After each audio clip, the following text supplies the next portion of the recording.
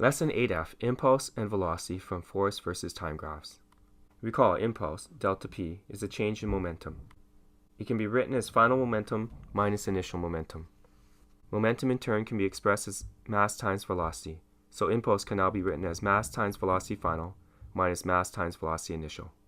Our last lesson we showed how impulse can be calculated by multiplying the net force acting on a mass by the length of time the force acts on the mass, or simply F net times delta t. Let's look at a force versus time graph. In this graph, we can see that a net force is being applied to our object for 5 seconds. For the first 3 seconds, the force remains a constant of 2 newtons. For the last 2 seconds, the force changes from 2 to 0 newtons. Let's look at the first 3 seconds where the net force is 2 newtons. Impulse can be expressed as net force times time interval. Impulse is 2 newtons times 3 seconds.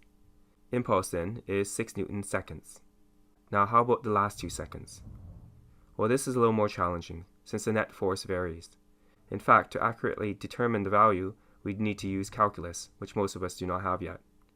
However, if we look carefully at the calculations for the first 3 seconds, then we can determine the process to accurately estimate the impulse during the last 2 seconds. To calculate impulse during the first 3 seconds, we multiplied F net with time interval. This happens to be the y values times the x values, which is simply the area of the rectangle underneath the graphed line. 2 times 3 is 6. If this is the case, then the area underneath the graph from 3 seconds to 5 seconds, which happens to be a triangle, will provide us with the impulse from 3 to 5 seconds. What is the impulse for the time interval 3 to 5 seconds? Well, if we agree that the impulse is the area underneath the graph line, then the impulse in this case will be the area underneath the triangle. Impulse from 3 to 5 seconds is 1/2 base times height.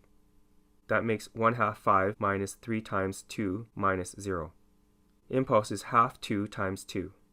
Impulse is half 4. Impulse to 3 to 5 seconds is 2 newton seconds.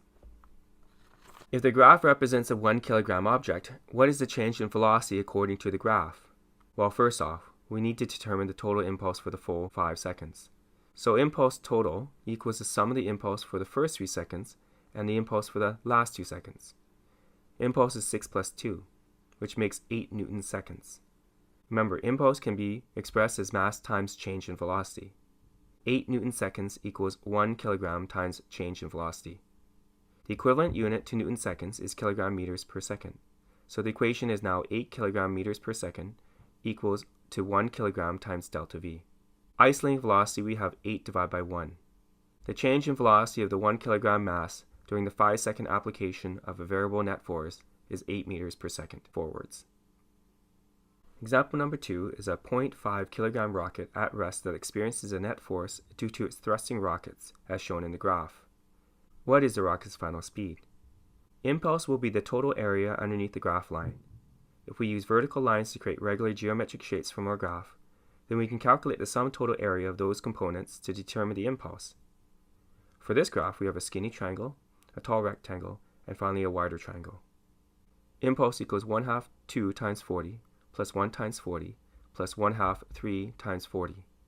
Impulse is 40 plus 40 plus 60, which is 140 newton seconds. Recall, we can express impulse as mass delta V. In our equation, velocity initial is 0, so we have mass times final velocity equals 140 newton seconds. Subbing on our mass, we have 0.5 times Vf equals 140. Isolating for our final velocity, we have 140 divided by 0.5.